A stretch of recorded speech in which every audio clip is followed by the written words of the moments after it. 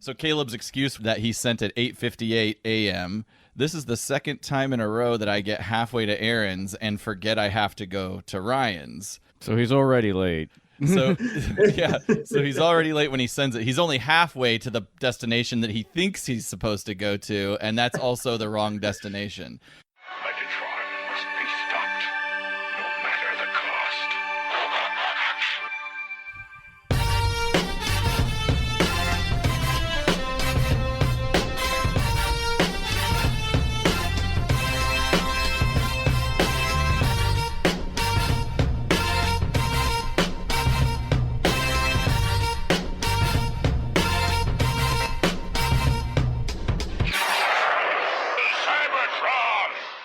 Hello, friends, and welcome to the Autopod Decepticast. This is your bi-weekly podcast that delivers an episode-by-episode breakdown of the original G1 series. This is our episode number 166. We're going to be talking about episode 59 of the Transformers. That is an episode titled War Dawn, which aired on Christmas Day of 1985. This is your brave and noble ranger, Aaron, and joining me are our spoiled brat child, Ryan, also our cavalier, and of course, Caleb, a.k.a. Presto, our kind-hearted but ineffectual magician. Fellas, do you remember that time we went to a theme park with two of our friends and a kid brother, and we hopped on a roller coaster that came to life and spun us into a sort of strange vortex that led to a fantasy realm? I do. How'd you like that? Man, it was a stone groove. We met a dungeon master. We got a pet unicorn, and we had to fight a 5-headed dragon that sounded like Megatron and a powerful wizard that sounded like Optimus Prime. I have this on DVD. Oh, really? Yeah, It's I love that show. Yeah. The animation quality of the intro, which is the only thing I watched leading up to this, was outstanding. It's a pretty good. I think there was only one season. Dungeons and Dragons, the cartoon show, is what we're talking about. By the way, You're wrong. There was like 6 seasons. no. I just on Wikipedia. Seems like there was only like 20 episodes. In one season. Maybe I don't have the complete set then. I don't know. Factcheck.org. We are going to figure this out. Diana, the acrobat, did you have any feelings for her? Because I did. I mean, yeah. She's wearing like a little bikini thing. Which I was like, ooh, yeah, I was watching the intro. I was like, I remember thinking she was cute. And then when I hopped onto the Wikipedia, her character's supposed to like 14. But luckily, I was like 8 at the time. So. I watched Arachnophobia recently, and I hadn't seen it since I was a kid, and there's a shower scene with a teenager that made me very uncomfortable as an adult. Yeah, that doesn't necessarily need to exist. I mean, there's that the infamous spider? Yeah, there's no nudity, but it's still like teenage girl in a shower. Transformers trivia, Johnny Douglas was responsible for the score of that D&D show, and I was also responsible for the score of the Transformers. Notice how they don't come to me at all asking me about the show. Did you watch it? No, I didn't watch it at all. What did you do on Saturday mornings? I don't know. I don't know. No, I had my own. I took the TV guide. What was your lineup, Caleb? Yeah. I had the TV guide. I had it lined up. I would usually start. I think the Smurfs was part of it. Was Garfield and Friends on in the morning? Yeah. Muppet Babies was a go-to. Gummy Bears. You liked a lot of soft shows. Yeah, oddly enough, I did. I liked Gummy Bears. Yeah, no, oddly enough, I did. I'm the jerk You're right. now. No, It's not just now. The afternoon cartoons were harder. They were than my. I guess Saturdays I liked to just chill out a little bit. What about the Game Master NES? The Game Master NES. Or is that what it was called? The Captain N, the Game N, Master. Yeah. No, too violent for my taste. no, I That mother brain was a fright. I don't even know what that is. Well, I'd like to welcome our special guest, who is our dungeon master on today's lore building episode. We like to have Renaissance people on the program, and today is no different. Today's guest is an adjunct instructor at an architectural college, a 3D modeler and animator, a video and audio podcast producer who has edited nearly 7 years of Transmissions podcasts, and the creator writer and game master of Empire of Rust, the one and only, and to my knowledge, the singular Transformers role-playing game podcast, which has just over 50 episodes and is kicking off its second season of action. Let's welcome Michael Ordway to the show. Yay. Woo! It's a Wow, with that kind of CV, this is way too much pressure for me. No, man. Well, we'll see you later. Already here. You've got the credentials to back it up. Yeah, welcome to the show, man. I was blown away in stalking your LinkedIn page to discover that Transmissions has been around, I guess, 9+ years at this point, and you've been around for most of that. So, way to go, Team Transmissions. That's amazing. Yeah, I started editing for them. What was it? Just before episode 100. I think I did like a test for them on 93 or somewhere in there. Mm-hmm. And then I started in earnest around like the 97, 98 mark. And they're up to, what is it now? 440, 445, something like that. Wow. Ridiculous. How do you feel about that number, Caleb? 440 episodes? Think we can get there? Someday. They give me a hard time because I'm always like, oh God, how much longer must this go on? Caleb's been working on his exit strategy since episode 0. He's going to fake his own death. How'd you get linked into that team? I see what you did there, LinkedIn. Well, I think it was back on, what was it, like episode 80 or something like that. They had put a call out for just some help with the editing process, because back when I started, they were recording on one day, and then they were releasing the episode about 8, 9, 10 days later.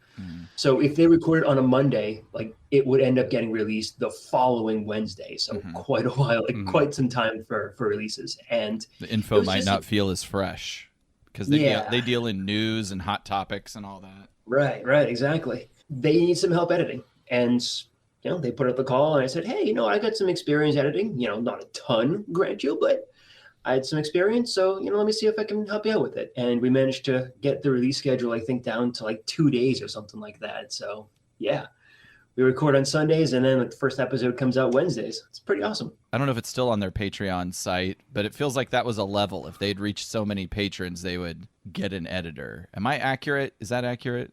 Maybe. Are you the result of patron donors? I know I started before they started the Patreon. I know that, but I'm sure maybe they're looking for for someone to replace you already. That's awkward. Turns out I lost my job on Patreon. One question that may impact our own editing. I guess you flip those episodes really quickly. How long does it take you to slice and dice an episode? A couple days? I usually do everything on Monday evening. So from like 6 to 10 Monday evening, I go through like 2 episodes for it. And then once it's done, it's done. And then we're off and ready to go. What is your software? Like, how do you receive the files and then how do you process it all? Everyone records individual tracks on their own computers, and then they upload the tracks. I bring them into Adobe Audition, which also is not the ideal solution for audio editing. But, it works for what it is. Go through the edit, export, add some sound effects here and there if needed. Usually Transmissions doesn't really need a lot of sound effects or stuff. When I first started doing it, I grabbed like a whole bunch of sound files from the game Portal 2 and just grabbed like all of the little tart sound effects. And whenever I wanted to say something, I'd put that in there as like my voice. So you're not necessarily a professional editor either then. My hope was that you would tell us features you couldn't live without and what are the most important steps to efficient and effective audio editing. But Ryan's over here like, I don't need any help, bitch. My suggestion for a step would be for you just to trust me, but that's fine. You don't. That is the primary step. You don't. I like how he makes it all about him. Well, who else is there? Well, it's about me. Oh, I see what's going on. it's fun. The egos are fun. Let's talk about Empire of Rust. Tell our listener about Empire of Rust. I guess, like, what is it and what inspired you to create it? Wait a second, listener? You're one listener? I might have lied to you about our listener base to get you on here to entice you, but This our single Okay. listener. this doesn't actually go Okay. out to anyone. Yeah. This isn't even plugged in. You just burn it to a CD and just hand it off to people? On the streets. Out of the trunk of our car. Yeah. So Empire of Rust is the world's first and only Transformers RPG podcast, and it is a great and fun time for everyone. Way to sell Done. it. Exactly. So yeah, what we do is myself and a bunch of folks that I've gamed with for quite a while, Patrick, Matt, Adam, and Mike. We've been gaming together for a couple of years now, and what we end up doing is after our campaign ends, after the story ends, we'll switch off, and then the next person will go ahead and run their own campaign for sometimes months, sometimes a few years. And my turn happened to come up for it, so I figured, you know what, it would be kind of cool.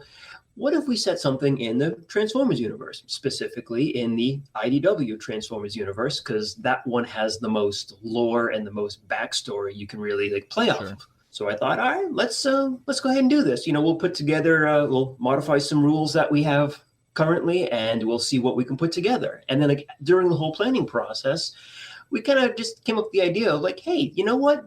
This would be kind of neat if we recorded this. Plenty of other people have done actual play podcasts. Why can't we give it a shot?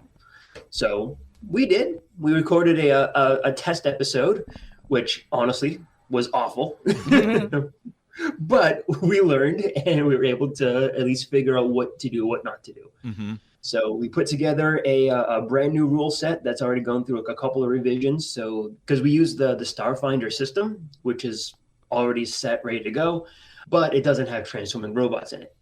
So the Starfinder system, I noted that Starfinder, Pathfinder, and Mechamorphosis. So are these pre-built modules or rules to role-playing that you have taken and adapted? Is that what I understand what those things are? correct. So Starfinder is that base rule set that controls all things like combats, interactions between players, all NPCs, players in the GM, all this, all of the structure of the world. But like I said, there was no transforming robots in Starfinder when it was first written. Slight spoiler: they just released a new book, which does allow for that. Okay. After like 4 or 5 years after the rules came out, it's like, Right. all right, fine, whatever. But we realized that we just couldn't easily put in Transformers in there, so we wrote our own rule set to put transforming robot characters, and it's the rules are generic enough where it doesn't have to be just Transformers. It could be like any kind of transforming robot can fit into it.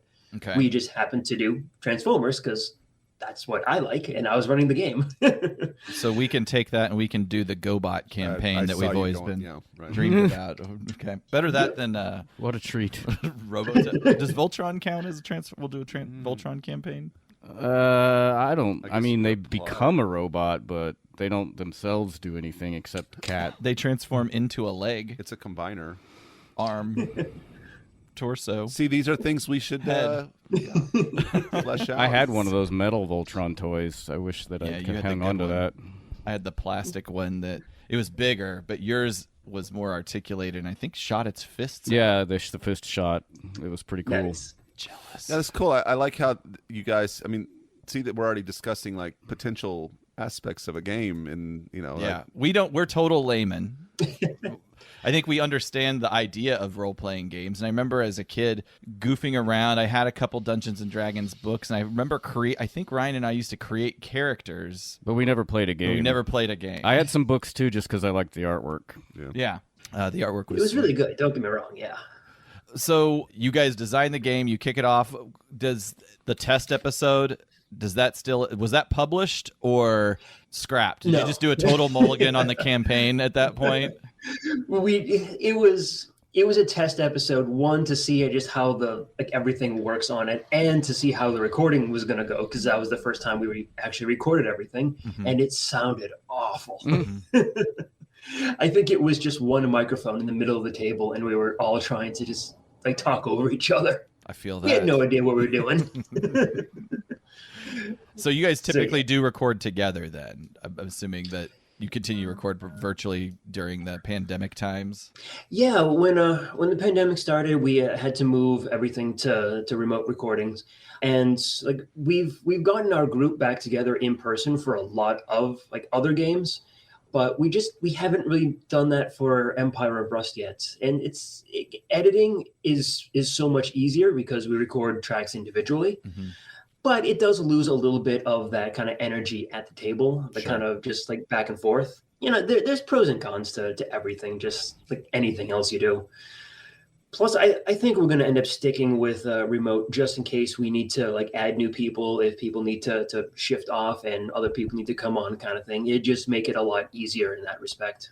Yeah, having never done it, I would much rather do it in person if possible. We'll talk about the process of designing the game as the game master. Do you map everything out at the beginning, or do you kind of build on the world and storyline as things progress? What's the process? It's a mix of both. So you should go into a session. We record once a month. We usually get 2 sessions out of it. We actually just had our recording yesterday. So you should be going into the session with at least some idea of what you want to be doing and where you want to proceed with the mission. So not to do any spoilers or anything. So we'll talk about like maybe one of like the older episodes. There was an episode back on like the second arc where, let's see here, one of the characters, Magnum, got tagged by a bounty hunter. Mm-hmm. Going into the episode, I don't know exactly what my players are going to do. They're going to, they have their own goals. They have their own like investigation that they need to do for that particular mission. Mm-hmm. But I don't know like which way they're going to approach it. I don't know if they're going to just say, hey, screw it, we're not going to do that and just have the police take care of that, or if they're just going to actually try doing everything themselves. So going into it, it's like, hey, I knew that, all right, they're likely going to go to place A, B, and C, and I'll go ahead and prepare some stuff for it. I'll have some enemies ready for it. I'll have some interesting things that'll happen in that place. And if they don't, I have some other places they can go to. Or maybe I'll just combine the two. Maybe they go to a restaurant, but I had planned a fight in a bar or something. You know what? That fight's going to get moved over to the restaurant. Right. And it's going to be weird because you know what? They're going to be fighting in the middle of a restaurant. So you have things planned out, but there's obviously a lot of improvisation with the way the players might handle something, and you have to be flexible to guide things to keep it moving. Yeah, certainly. Because the players are always going to do interesting things and come up with stuff that I didn't come up with. There's 4 of them. There's 1 of me. So there's going to be some extra stuff going on. And yeah, you have to kind of roll with it and try to kind of roll with the punches from your players. Yeah. What about character design? Did you guys was that all built out before the show started, or did you guys do that live? And I'm guessing that's all a part of the different rule books that you guys adapted for this. But how does that work? Usually the players will, that really does depend. Like some groups will do their character building stuff at the first session and then come up with like a story as to why they're all connected and where that all comes from, like why they met up. Maybe they had been an adventuring team for years beforehand. Maybe they just met for the first time on that first day. In that respect, it just depends on what your group is like. For us, we did the backstory setup before we recorded any episodes, and then we started the campaign kind of like in media res in the middle, like right in the middle of the action, and then went from there. And the backstory has been slowly being revealed over the course of many episodes. But like I said, that's not the only way of doing it. You can do it any number of ways. Some of the backstory elements that I come up with that I'll introduce during the campaign, the players will say, hey, this is really cool. I like this idea. Let me run with it. Or they may just not care about it and kind of ignore it for the rest of the campaign. Nice. And that's totally up to them. Throughout the game, did they have the freedom to just build and embellish their own backstory, or is it a collaboration with the game master? More of a collaboration. I try to be a little hands-off when it comes to stuff that like they want to do for their backstory, because if I say, no, you can't do it, that means I'm taking agency away from them. And it's just, doesn't feel good to have your agency taken away. Right. unless it's something that is going to just, wreck a plot point that I have coming up really soon, I'm generally going to say, yeah, if this is your backstory and this is what you want to say happened to your character before we all met, yeah, absolutely. That's totally on you. It's your history. You should be writing it. One other process question. You're as a 3D artist, architecture type person. How do you employ that in your game design, or do you employ that in your game design? The 3D parts of it, I unfortunately really can't. It's just the amount of time it takes to build like 3D models and sets and everything, because that's what I do for my day job. So I make pretty images of things to put on websites. and yeah, it takes a while to do. I'd love to be able to like actually design out like all the sets for the environments that these guys are going in. But I spend 2-3 days building something, and then they choose not to go to that place. And it's like, I'm not going to take that time. Sure.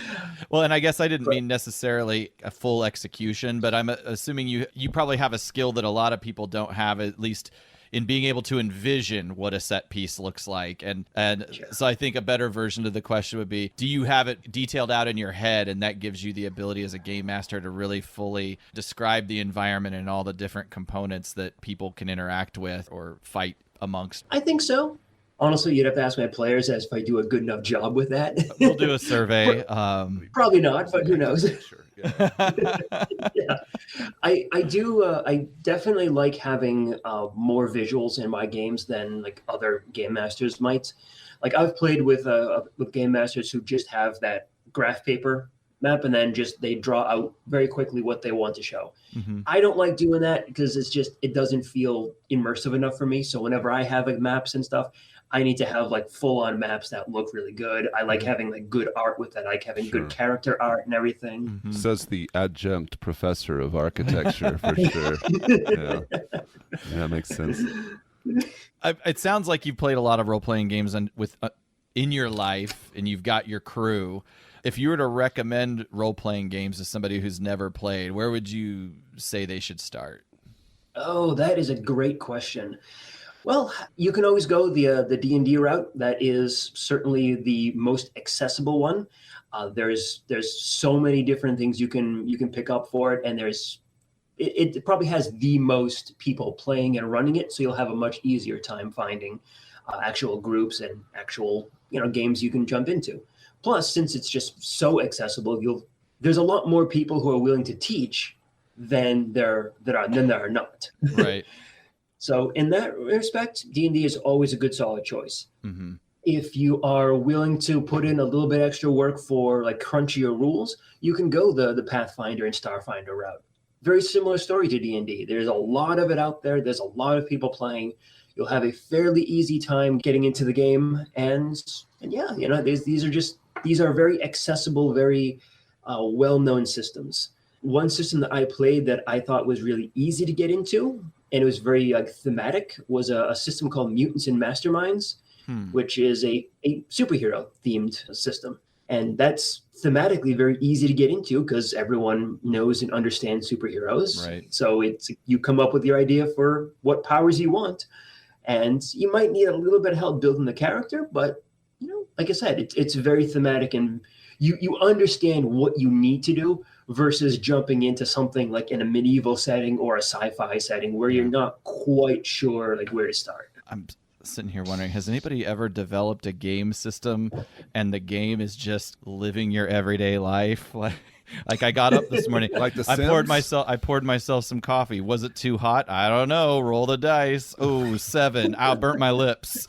All right, I'm driving to work. Will I just drive off the highway today because of the existential crisis I'm living in? Roll the dice. Oh, nope, you're going to work. Finish the day. Your game sounds like it should be called Existential Crisis. Yeah, what could be more fun than living a second terrible life? I think a lot of the reason role-playing games exist is to get away from that, but you're just embracing it. Maybe that's a game that like real-life adventure, like Teddy Roosevelt would have played Existential Crisis just to get his head in the mind of his people or something. Teddy liked he would walk outside or to go on a hike, and he'd like say, "I'm gonna walk that way, no trail," and literally he would walk to see if he could walk in a straight line. So, yeah, he kind of was a role player of sorts. Yeah. Exactly.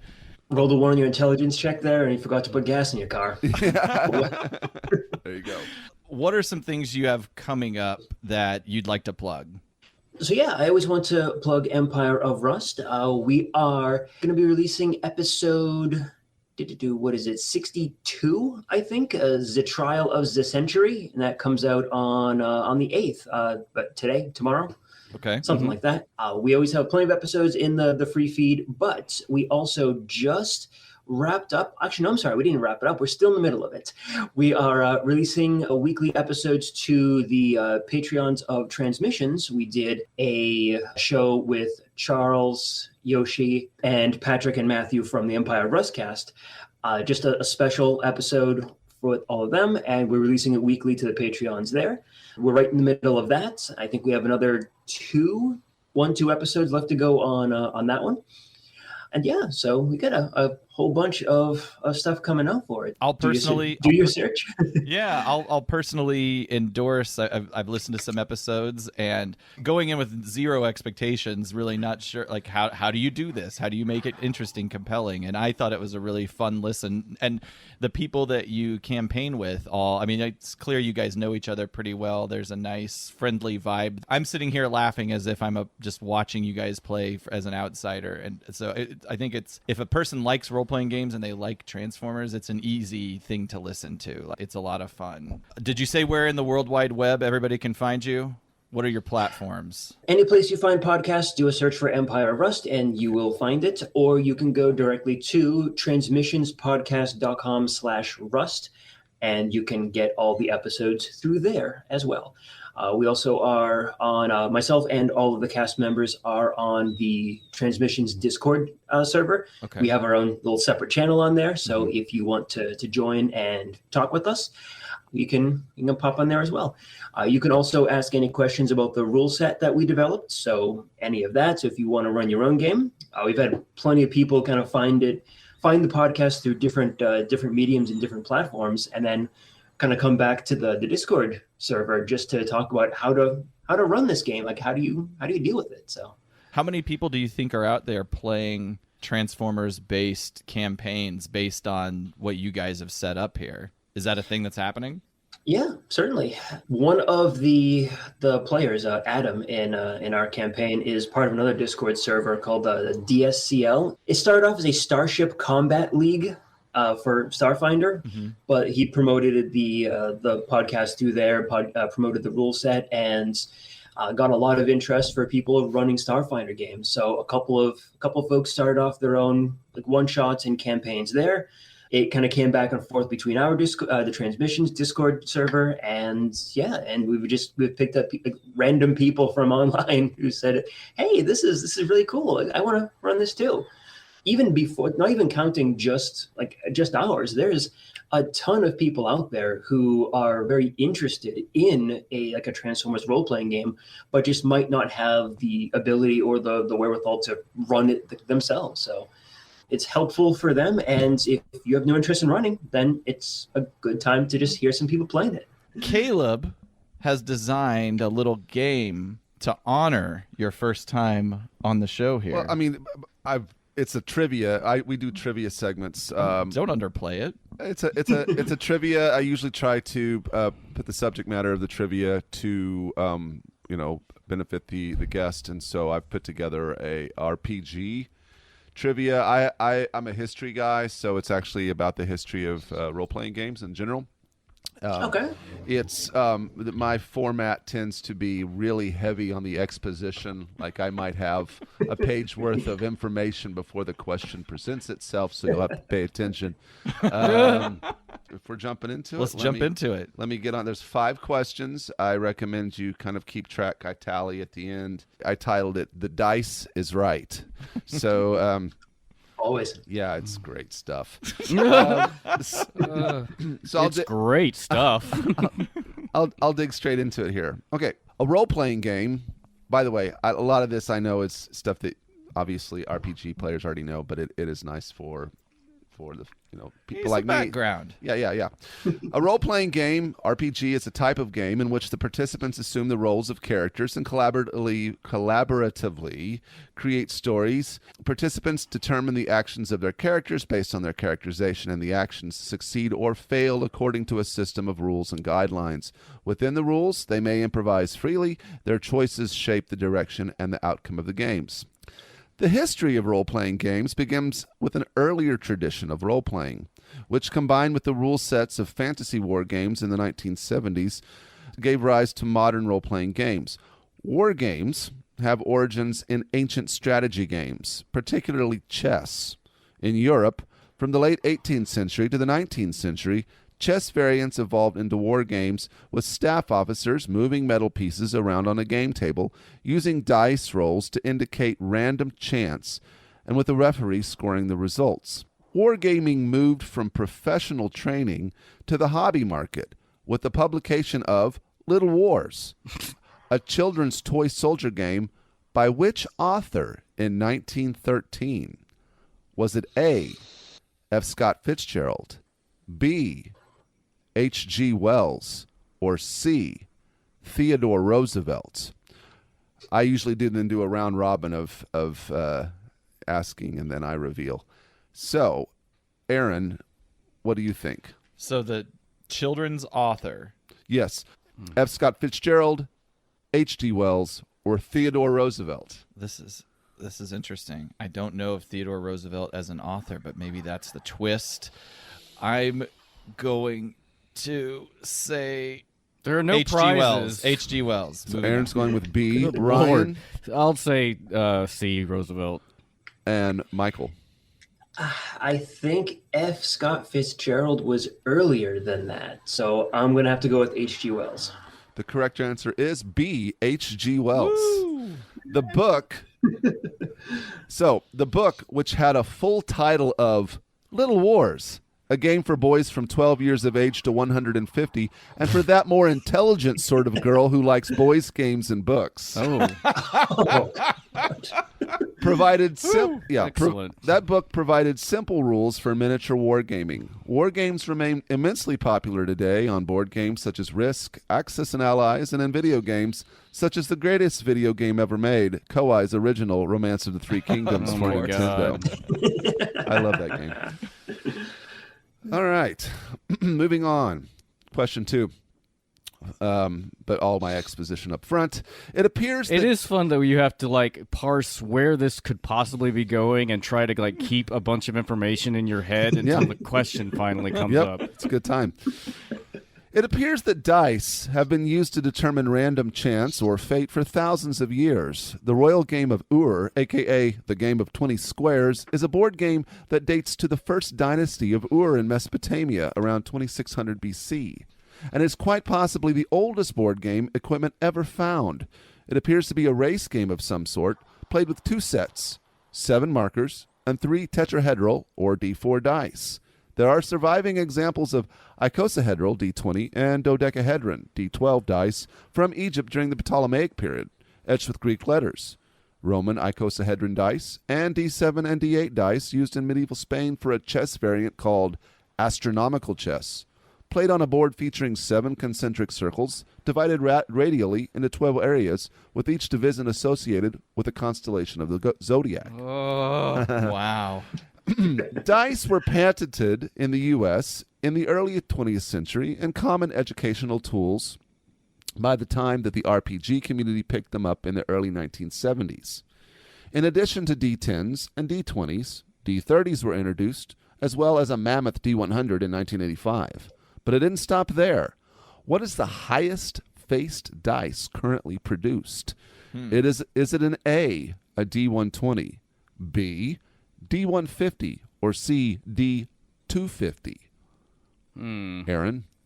I'll go with the 250. Ryan? That's what I said as well. Michael? You said the highest produced one. So this is not like a custom job or anything, right?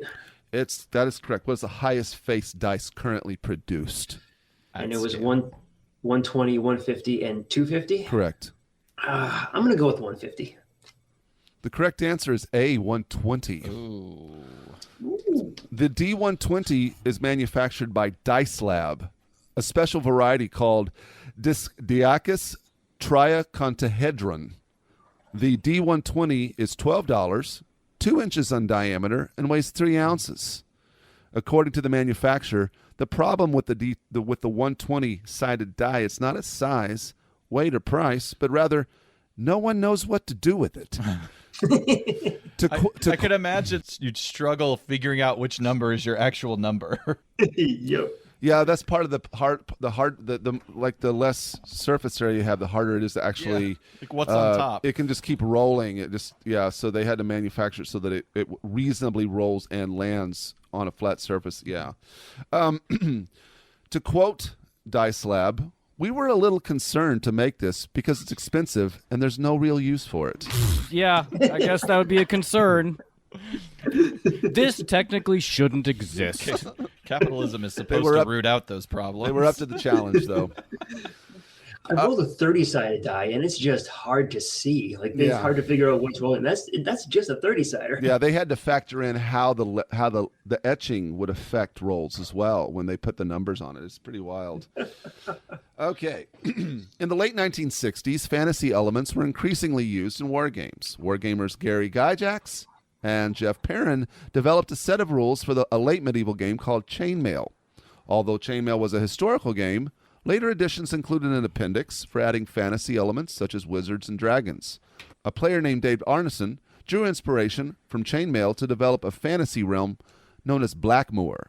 And by 1971, Arneson would be running what could be conventionally recognized as a role-playing game based on his Blackmoor world. Blackmoor contained core elements that would become widespread in fantasy gaming. Hit points, experience points, character levels, armor class, and importantly, the ability of the players to set their own character goals, in addition to the scenario goals set by Arneson.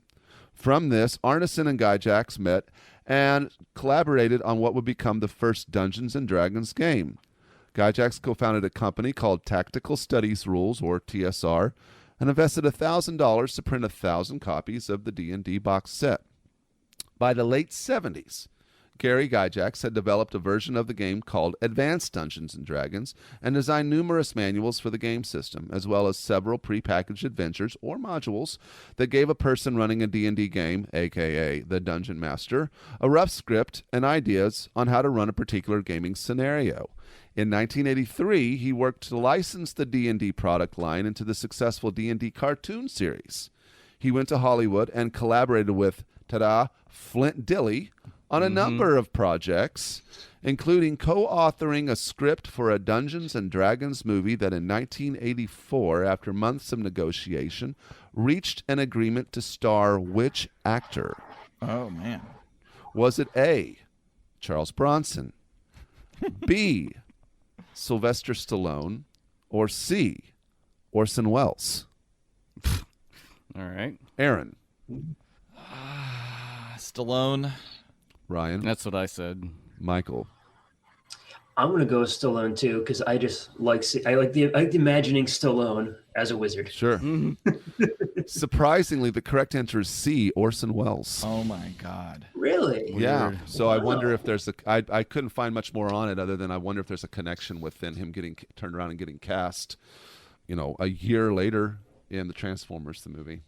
So anyway, Gygax had left the day-to-day operations of his company, TSR, to others while getting the movie off the ground. He discarded his movie ambitions when he discovered to his shock that, although TSR was grossing $30 million, it was $1.5 million in debt and teetering on the edge of insolvency.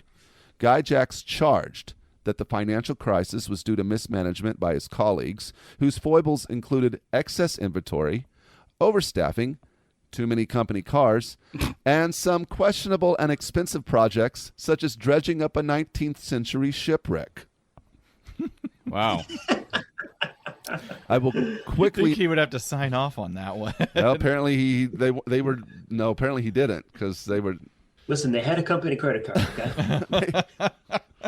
I should quickly mention Flint Dille's sister, Lorraine Williams. She was involved with TSR. Flint recommended her to Gygax to bring investment money into the company, try to recover it, get it out of insolvency. She became the manager of TSR and actually became the majority shareholder. To Gygax's chagrin, she controlled it until the late 90s when she sold it to Wizards of the Coast, the maker of Magic the Gathering, in 1997. I decided to cut it short and just basically I'm basically telling... I'm happy with you, Caleb.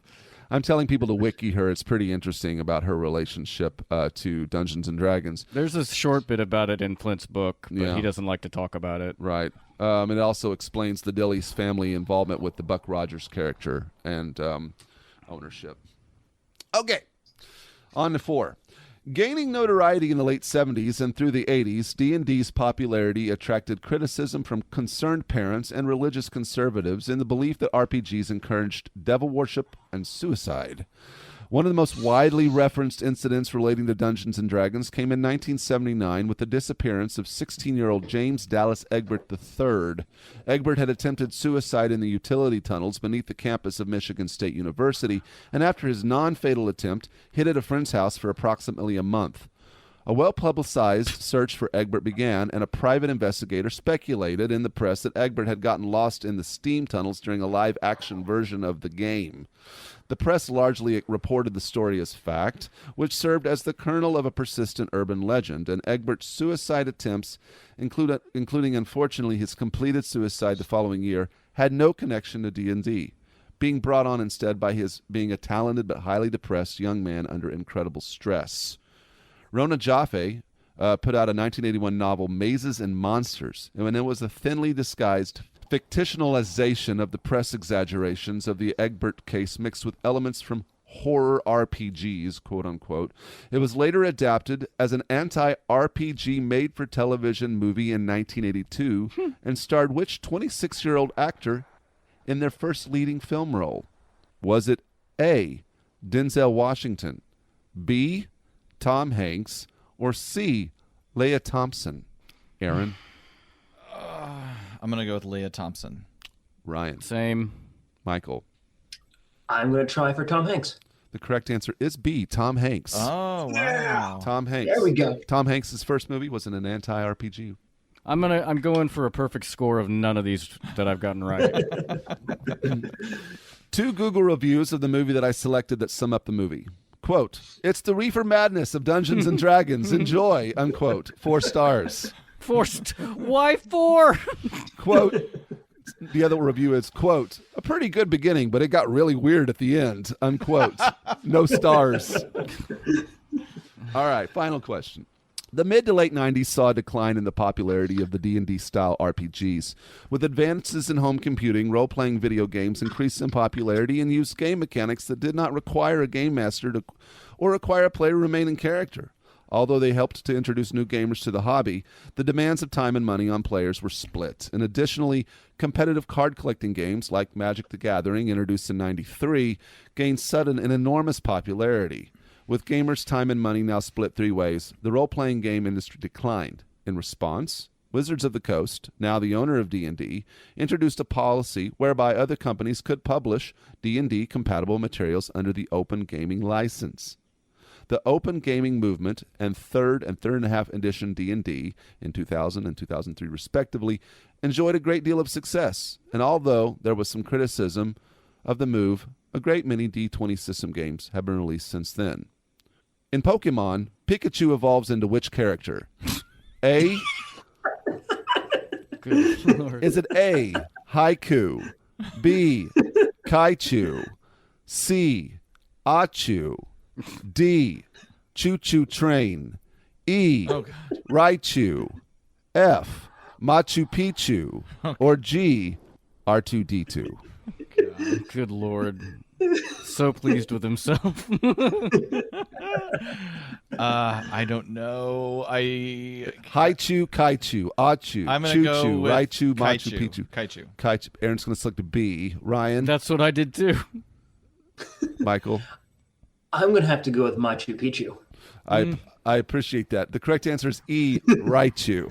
Yep, didn't get a single one right. I got you guys on this one. I got 1 point. So, Aaron, you got 1 point. Ryan, no points. Michael, how'd you do? I got 2 points. Excellent. Okay. Michael is our winner. I'm glad that our guest can be the victor. What was the name of that game, Caleb? Oh, that is the Dice is Right. Thank you for playing. do, do, do, do. Or for Ryan, it's more of a, what is that sound effect? Yeah. You started talking about the open gaming license. I was like, all right, maybe he's going to talk about Pathfinder. Maybe he's going to go into a game like that. Nope. I just Pikachu. decided to say fuck it. I'm gonna. I gotta end this game. I gotta throw Pokemon in here. Yeah. Well, this is a good time, Ryan. Why don't you make us something that's going to take us back to the golden years of, I don't know, 2002? Yeah, okay. I will also say to the listener, I'm not feeling great. So if you're not laughing for a period of time, it's probably because I'm a little quiet. Or I've gone to throw up, which is a distinct possibility. And then you can laugh. Then you can laugh a lot. Yeah, well, hopefully it won't be on air. Yeah. Oh God, I hope not either. What do we got? Yeah, this is a Naughty Dog. This cocktail was invented by Eric Castro at Polite Provisions, an apothecary-style bar in San Diego, and it is a riff on a Colorado Bulldog, which itself is a riff on a White Russian. So this is 1 ounce or 30 mils of coffee liqueur, like Kahlua, 1.5 ounces, 45 mils of aged rum. I believe I used Appleton Estate. 2.5 ounces, 75 mils of root beer, and you build this in the glass. You just put in the ice, fill all the ingredients except the cream, stir to combine, and then float cream on top and garnish with grated nutmeg. It looks really good. Should I stir any of it to Dealer's choice. what I want? I'm gonna try it. Go ahead. But do not mix it? No, do it or whatever. It's like a root beer float. It looks pretty yummy. Yeah, they're crazy good. Naughty Dog. I learned about this, I believe, on an episode of How to Drink where he did a bunch of different White Russians. I like the seasonings that you... Is this a put in here. biodegradable straw? Yeah, it's a veggie straw. Nice. I got those recently. Very cool. Everything all straws should be made out of that. Damn, that's good. Oh, I really like that. Ryan, I feel so bad for you. We can cancel this whole thing. We can wrap it all up. We'll see. Let's keep going. Okay. If you need to, we can keep it going, Ryan. If you need to do something. Last episode recap. It was a convoluted plot. The scheme was extensive. Transformers in the Mideast. Don't worry, it wasn't too offensive. There were new Decepticon robots that were very warlike. We got a handsome, charming Muslim version of Spike. We got new Big Bot Bruticus who fought Sexy Superion. At the end, the explosion blew them into the great beyond. Like, I'm not Robert Frost here. Not even close. Let's get on with Season 2's War Dawn, written by David Wise. Yay. Toei. I love this episode. It's so much better than the last one. We kick things off with Aerialbots chasing down a classic Seeker trio of Starscream, Thundercracker, and Skywarp. Good to see those guys again. It does feel like 1,000 hours since we've seen the OG Seekers. Yeah, I guess the Coneheads are on coffee break. And also Starscream, the last time we saw him is when Megatron beat him to a coma. Yep. That was Hoist Goes Hollywood. I think, but it's almost immediately ruined because then we have these stupid ass Aerialbots who I think I've begun to hate. No. We kick it off. There's an exciting air battle. The Decepticons have kidnapped half the world's leaders, I think, has what's happened here. And some of the snarkier Aerialbots, they don't think too fondly of flesh bags yet. The Seekers just dump their payload of humans, which the Aerialbots rescue in a very unlikely fashion, and then the Decepticons retreat, and the humans are saved. That whole scene was shocking to me. I don't remember this one, and when those people fell out of the bottom of the Starscream, I think. I was pretty surprised. It is, once again, the invincible human thing, where as long as you don't hit the ground, it doesn't matter what you hit, you're fine. Yeah. They are all dead. Every single one of them are just completely dead. Yes. I mean, they fell for like a good 3 or 4 seconds, and they slammed into the top of a plane moving. I don't know how fast planes move, but Well, I looked it up, and the bare minimum airspeed for a small jet plane is about 30 miles an hour, so it had to be going faster than that. So they should have just the wings of these planes should just be like painted with blood and muck. Mhm. Human. Somebody draw that. That's what we need, like honest episodes where like everything that's Yeah. supposed to happen. Call Stan Chu, who has been doing all these Transformer animations. He's been animating the storyboards of the unmade parts of Transformers. Oh, I the saw movie. that. I think that would be perfect for this. So because they're traveling forward, should have splatted on the wing and then also been knocked forward? Should it have been like a Well, let's say they even land on the wing. right? They would just kind of like They would bam. Roll off. Yeah, they would. yeah, they Unless they're really- couldn't just stick onto it. Well, they could be really sticky wings Or sticky humans. or sticky humans. Yeah. See, I'm fine with I'm fine with them hitting the wing itself because these are Aerialbots. These are Transformers, and Yeah. they're supposed to be skilled. Mm-hmm. So sure, you know what? They can aim. That's fine, no problem. But as soon as they hit, They're done. Yeah. Let's see here. I want to actually see that scene. I will At least. say it is, as much as I don't really like the Aerialbots, to see them dogfighting with the Seekers is pretty cool. Yeah. Granted, the Seekers are outnumbered, so they should win this battle. But they really tore it up. But of course, the Aerobots are really impressed with their flying abilities. That made no They love logical sense at all. But I had this note: the Aerialbots complimenting the Decepticon Seekers is very much like a early 20s-something guy mansplaining how actually the swastika is a Buddhist symbol. I don't understand. Being your really into something reference, evil but- that you're like, well, maybe you guys just don't understand. so Starscream is huge. Yeah. Look how many people he can fit in his where his This little engines are cargo supposed to be. area. Yeah. Massive. Let's talk about scale for a long time. The Aerialbots regroup at Autobot headquarters. They are thirsty for those Seekers. What skill, what finesse. Ratchet, Ironhide, and Silverbolt, they try to talk sense into the youngins. Sure, the Decepticons fucking kick ass, but they're also evil.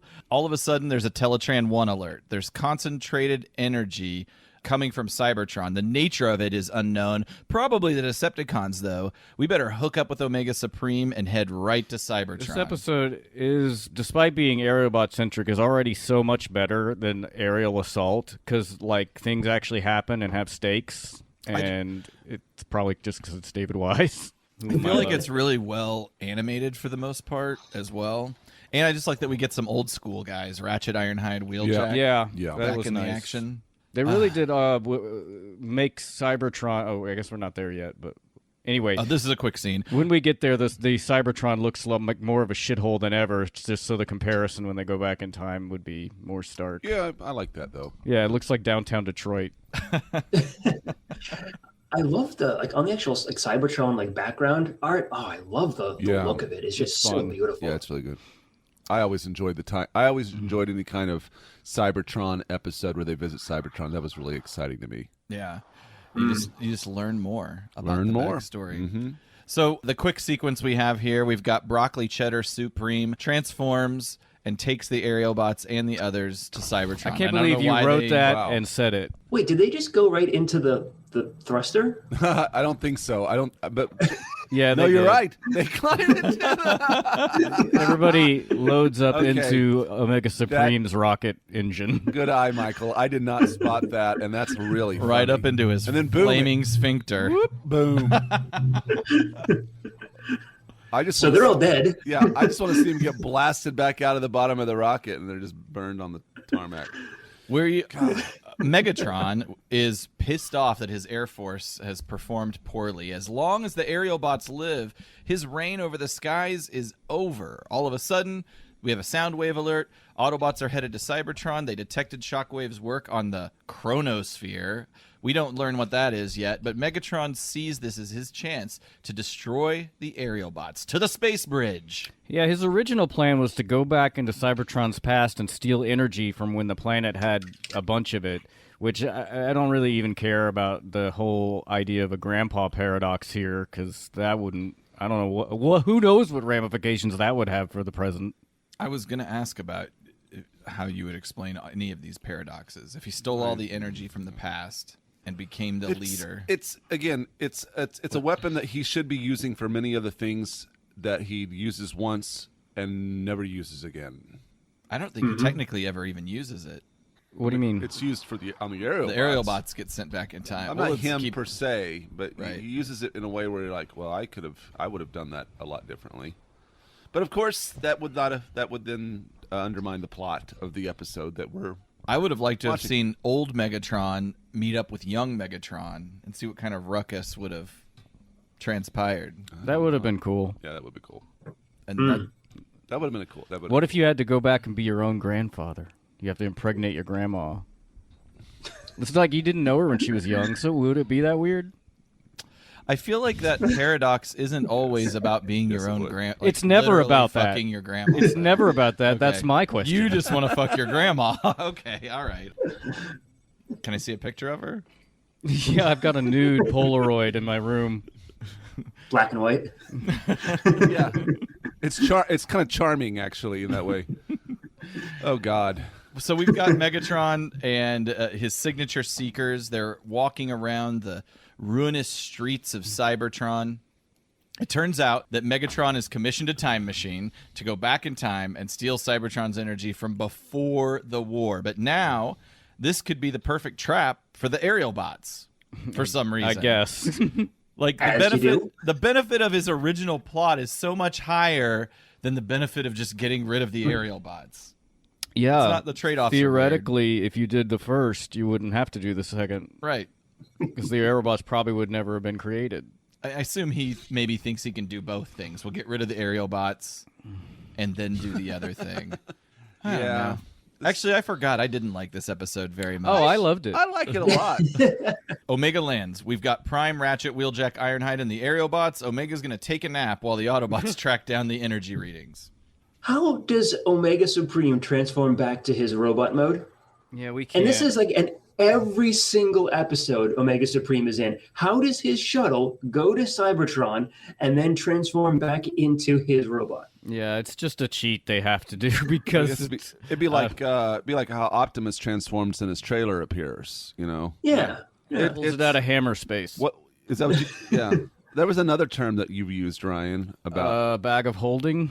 something. Yeah. But I mean, with Omega Supreme, like they didn't even need to animate him transforming. They could have just left him in shuttle mode and said, like, okay, I can't transform. I'm gonna shut down and conserve energy for the trip home. That is odd. What a save that awful animation they did to transform him to it's robot like, mode. And eliminate these plot holes. I wonder if maybe they did it because there's a Guardian later, and they're like trying to say, well, I'll remind you that Omega Supreme's a Guardian robot. I don't Bad know. idea. But then they never utilize him. No, not really. Yeah. They Or do they? No. I'm confusing it because we've got 900 Aerialbot episodes in a row. I was confusing it with the prior episode where Omega Supreme and Superion teamed up to fight Menasor. Yeah, this would have been a good opportunity for Omega Supreme to fight other Guardians, but I don't think it ever happens. It does not. So, I mean, yeah, it's a total lost opportunity. I mean, a lot goes on in this episode already. How much Understood. can you jam in here? Yeah, I still like the episode. Then it would be like last episode where we just have eliminated no ideas. And everything gets in the show. And for some reason, we have a ship that is a griffin or whatever. Oh, I love it. Ugh. It's so weird. The Aerialbots continue to coo about how cool Cybertron and the Decepticons are and how shitty Earth is. Just then, the Seekers they stand creep up from behind and begin to attack. Slingshot, Firefly, Air Raid, and Skydive land and signal a truce. Starscream and his pals, they approach with caution, but they come in with the question, why does Optimus Prime think you're evil? If you notice here, it happened earlier as well, but the Seeker transformations from plane to robot look a lot like the end credits. Yes, they do. I wonder if they were just traced. No, he's a tracer. Anyway, Or they could have just taken the actual like animation cells and just put that too. They don't look as good, though. No. But why? But if you had access to the original cells, why? Maybe they just didn't have access to those cells. But I'm a positive that's the exact same sequence. It's either traced or they use the original cells, but I think it's traced. I All like right, well- it. I'm into it. Okay, whatever works. So I'm actually not a big fan of the animation in this episode. And I guess this is kind of like a hot take because I think you guys are a bit happier about it. But I I think. don't know. It's okay. Oh, I was just gonna say. I think it's because I watched Aerial Assault before this episode, and it's so fucking awful that this one, anything would have been better. Yeah. See, I disagree. I am more in line with what you're saying, Michael. As I'm remembering which episode is which, and I watched Aerial Assault first, and its animation is way better. Like the drawings are better. The story itself is shit, but the illustrations are better. It's hard for me to like. I mean, whether the story is good or the animation's good, with one being so much worse, like the story's so bad in Aerial Assault, I don't even care about. I'm just so angry that I don't care about Can't the give it animation. any credit. tell you- any credit at all. It's an interesting episode that because of they're on Cybertron and then the landscape is so important in this episode. I really my eye keeps getting drawn back to the background. The Yeah. paintings and who the guys Yeah. whoever did that, they did a great job of rendering the landscape of a present day Cybertron and a Golden Age Cybertron, and Yeah. so my eye keeps. I'm not really watching the characters so much as I'm watching I'm trying to get a peek of what's going on. What's that world? behind I it. am with you, Aaron, Yeah. in a bit. Like, especially the faces are not very good in this one. But Would you guys say that perhaps Cybertron is the main character of this episode? like New York being the fifth character. Yeah, But you're right. The Yeah. backgrounds are way more compelling. yeah. And I think that gives the overall animation more credibility than it deserves, I think perhaps. that's a very good. Yeah, absolutely. Maybe they blew their budget on like the matte painting and backgrounds. Yeah. So Starscream has had an opportunity to make marks of the wing-backed wank-jobs of the Aerialbots. He tells them to stick with him. He's going to tell them about the big lie of Decepticon treachery. Horrified, Silverbolt alerts Optimus Prime and company to the situation. Are the Aerialbots switching sides, or are they falling into feel like- a trap? They would be really into like QAnon. Oh, yeah. For sure. I mean, who's not? Ugh. I shoot up a pizza parlor They're used every to- other weekend. They filled in that basement to make that guy look like a fool. It is a trap, by the way, but I think everybody probably guessed that. This quad of gullible ingrates are led to the chronosphere chamber. Just as Silverbolt arrives to tell them how stupid they are, the switch is flipped, and weird machine. Megatron sends the Aerialbots to be imprisoned in the void before time. But no way, Ted. Prime's company busts in and blasts the chronosphere to save the Aerialbots from their prehistoric prison. Their pink time bubble breaks and drops them off somewhere. But where? And when? Caleb, you said it a little bit, but yeah, the platform, the chronosphere platform is very strange, It's and I It's like almost it. Quintessonian. It's Yeah. it's got Yeah. that fluoro dairy Yeah. influence going on. Well, there's a note I have about fluoro dairy later. Oh, cool, exciting. Also, Silverbolt isn't actually running on the platform. He's just like running in space. That's where you've got your animators like, how are we going to get him on this? I don't know. Just have him. I would have liked it if he wasn't moving and they just kind of like Poochie, like put him up in there. Yeah. Maybe Yeah, because he can fly, he can actually just run in space like that. Maybe that's a special ability. Silverbolt has got some, and we'll actually see more of this later in the episode. We got a lot of pouty lipped, juicy, Yeah. juicy, I have that note. smoochable faces in What this is it? episode. I don't know what's up with the lips in this episode. Silverbolt in a minute will looks like Mr. Bill. For those of you who are not Okay. who aren't taking Centrum Silver, that's an SNL claymation from the The early 80s, years. Yeah. He really looks like it though. In a second, you'll see. I think Silverbolt always got them thick lips. He does, but- but they're stupider in this one. Prime just bashes through the dome. That animation was good. Yeah. The Prime Kool-Aid Man move. Oh, yeah. Some of the vehicle animation's pretty good. It's better than the robot modes.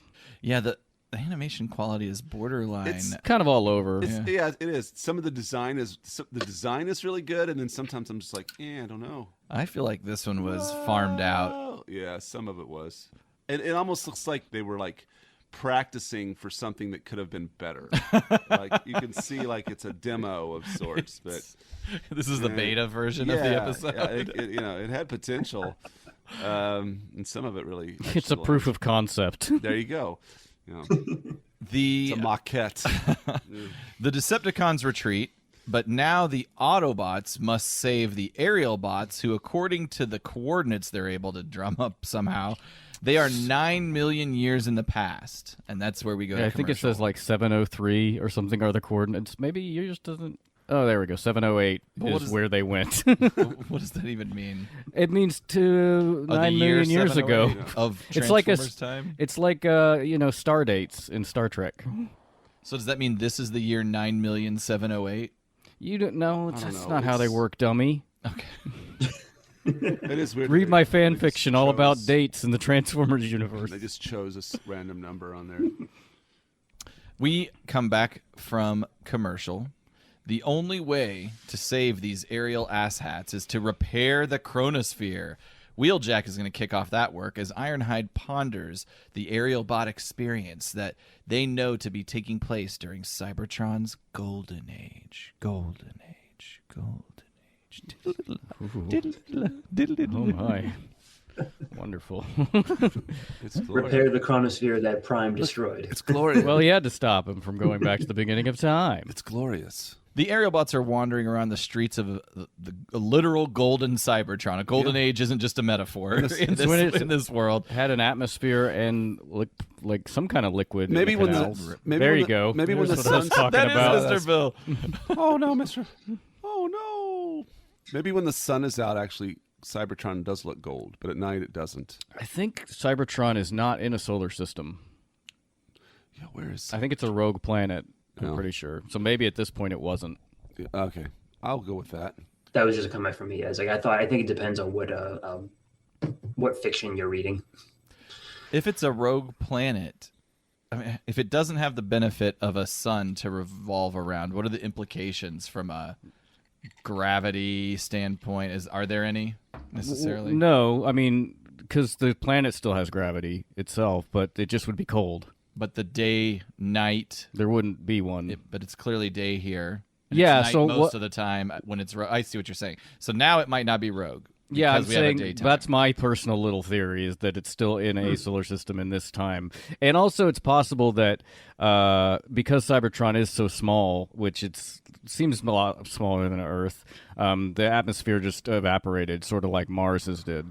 Okay, I'm feeling you. Do they need atmosphere? Does I the wouldn't- temperature matter? No, but I mean, we see Chip breathing on it Oh, that's in the true. early Yeah. episodes, but And they have water that flows, so you would need an atmosphere for that, right? yeah, that's what I'm saying. Like Mars had water, but it evaporated into space. Okay. Well, It doesn't fucking matter. oh, it matters.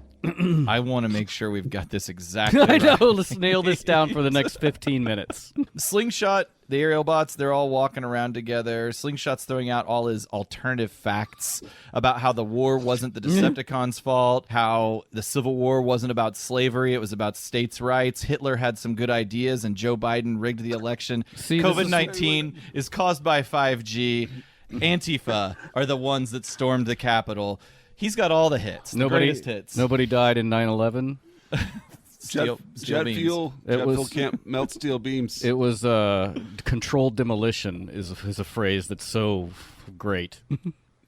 Slingshot makes a meager attempt to promote his progressive values, but the team is full MAGA. Eventually, they approach a golden, everything is gold, but a big round dome structure, and out steps a smooth-faced young chap sporting the familiar hues of red and blue, and his name is Orion Pax. And he and his best pal Diode and his gal pal Ariel need some help unloading energy from the upriver energy shipments.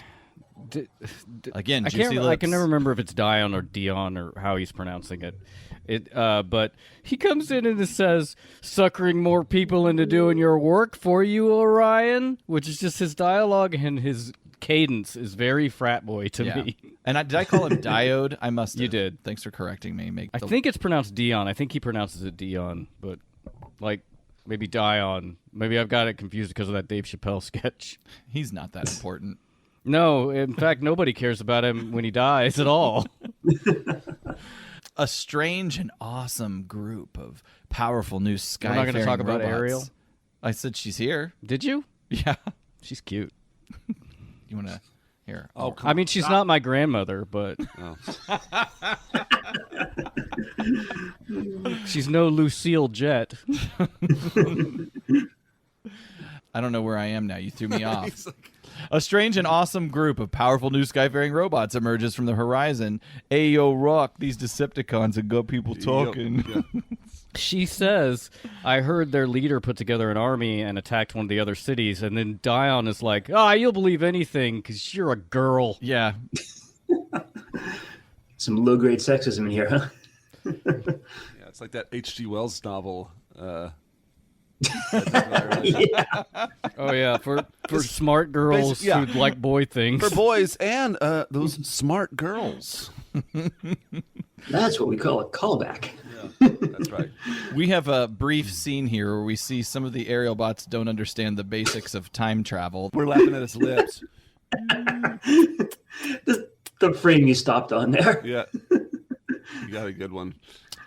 The Aerialbots, Sand, Silverbolt are all over the Decepticons' D, but so are Orion and how do I say his name again? I don't know if it's Dion or Dion. I might have called him Diode throughout this episode, and I'm just going to let it happen.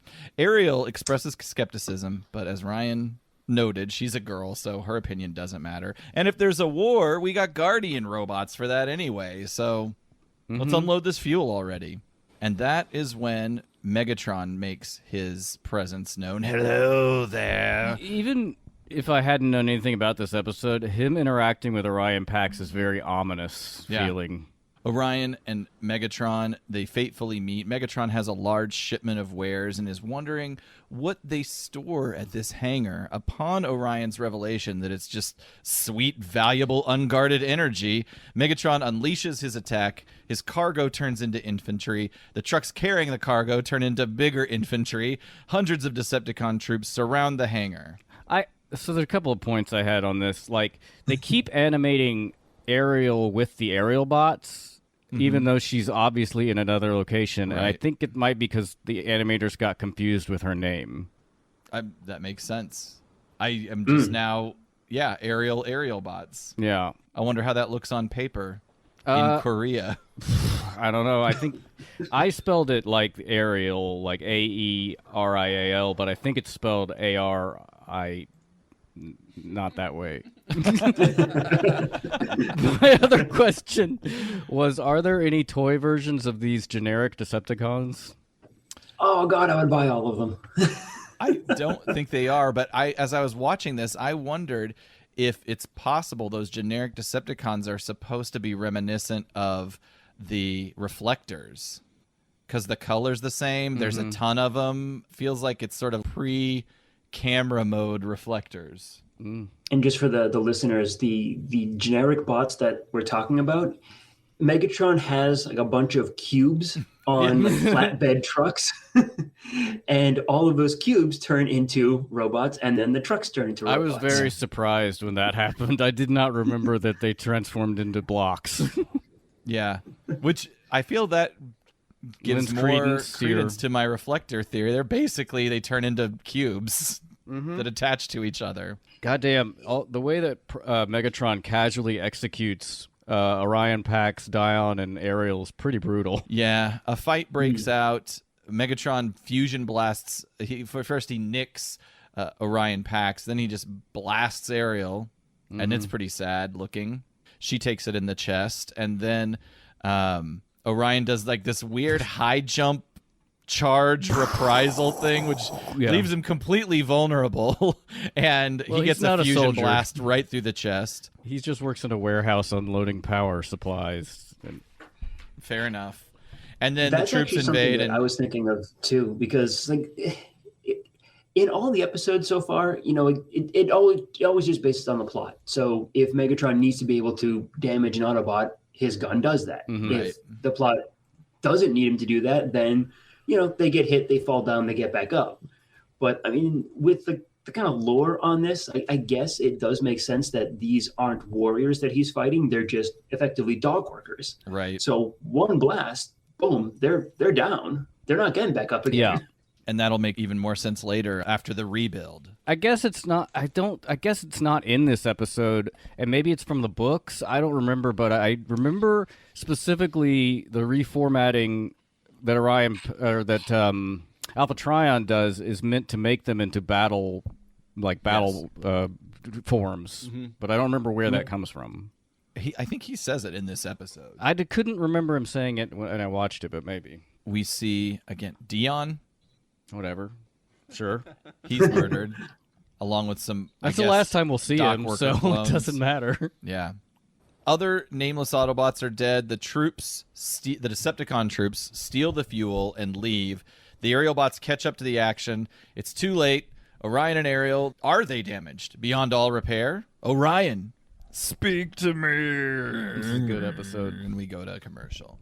I like this episode. I'm kind of confused as to why Silverbolt cares so much about Orion dying, because he's not supposed to know what's going to happen to him in the future. And he's like cradling his head, and it's like, yeah, sure, it's a tragedy, but not any more than any other people dying here. Then they carry him around the city. It's the only person he really knows in this ancient Cybertron. He knows him for 10 seconds longer than he knew Ariel. Yeah. You're right. I would have been trying to save Ariel first. But that's some sort of weird reverse sexism thing. I think it's just regular sexism. It is just regular sexism. But it's like positive sexism. Yeah, sort of like It's a positive racist stereotype. No. It's those luscious lips, you know? Yes. Well, in that case, I could go for Orion as well. He's got those DSLs. So we're going to return from commercial. We're back in 1985. Megatron desires a counter-offensive to regain control of the chronosphere. Is this where Thundercracker talks? And Yeah. I was like, is that Wally Burr? And Those things give me the creeps. Yeah, they sure used to give us a pounding back in the old days. yep, It was. It is. Yeah. the only one I saw was Thundercracker, and also because in other episodes the actor who does his voice also did Alpha Trion, and instead here it's Corey Burton, I believe, who does Alpha Trion. Shockwave discovers the corpse of a Guardian robot, and despite its missing cranium, Megatron is pleased and believes it can be used to mount his attack. Warrior doesn't need a head, just a good, strong body. It's a good line. That's actually not true. Man, those Guardian robots are thick. Thighs. And torso. Yeah, and arms. Get on it. And wings. I'm gonna ride it like a big woman. Okay. Like our But they're missing those pouty lips. You need those. I feel like Omega Supreme's got some pouty lips as well. Whenever we get I don't remember. I'll keep an eye on that. You for do that. my fantasies later. Transition. This episode's going to be called Pouty Lips. I just know it. Transition to the Autobots at the Chronosphere. Wheeljack is making his repairs as fast as he can. Hopefully, the Aerial Bards aren't making too much trouble wherever they are. Wherever they are.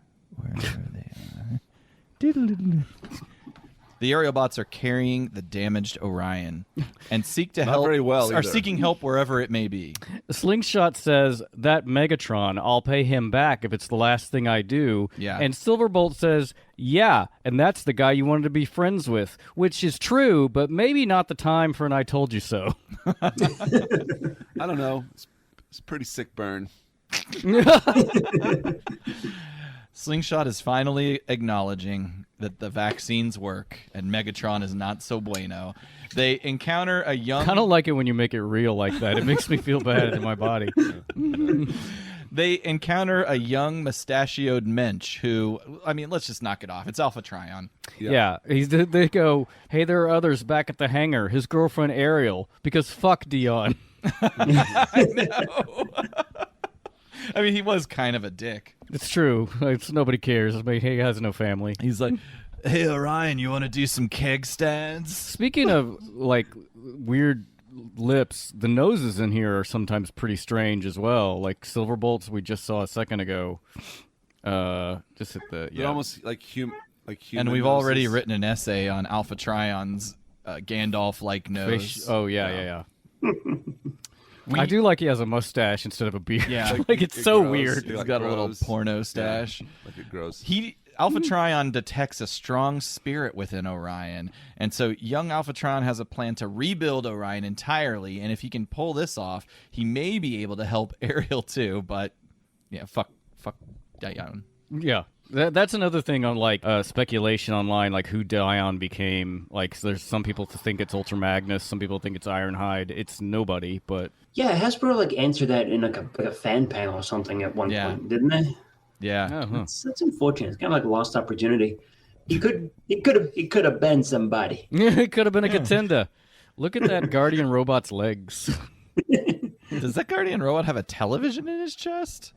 Yes. Okay, we have the Decepticon troops are sieging this city. Blitzing it, would you say? Perhaps they're laying siege, and the Guardian robots have rised up to counteroffensive. The size and strength of these behemoths strike fear in the troops' heart and force them to fall back. They don't look that big, though, proportionally in this particular sequence, but There's not good animation there. No. we return to the Aerialbots, waiting to see what's become of Orion. They could have gone to salvage Alita at this point. They're just sitting on the ground. They're just sometimes you need a Maybe they break. could have helped fight the Decepticons. Perhaps. A3 opens the door and unveils the upgraded, wide-chested, broad-shouldered, thick-thighed, super big dick version of Orion Pax, but he's now called Optimus Prime. Even knowing totally that this was coming, I thought I loved it. It was so cool watching him come out of the shadows. Yeah. It was a very emotional episode for me. I got two questions. One, why does Optimus have an Autobot symbol on his shoulder already? I mean, the Decepticons have Decepticon symbols. I don't know. Do they? Yeah, that Megatron does. They're referred to as Decepticons. Yeah. But I think maybe what you're getting at is, do the Autobots exist at this point? Yeah. Or maybe Alpha Trion's like building his army. Alpha Trion looks at like the Autobot symbols like on the Aerialbots. It's like, hey, that's cool. Let me steal that. Yeah. It just kind of, it just shows up for like no reason. It's like, oh no, wait, Alpha Trion has Alpha an Trion Autobot has symbol. one on his So I stomach. guess the Autobots exist. Okay. Huh. All right. And So that's like his like branding. maybe everybody he fixes just gets that. That's what I'm saying. He's building a secret army. It's like his signature. Well, he was repairing people before Yeah, Optimus he was. Prime or before Orion Pax even showed up. Huh.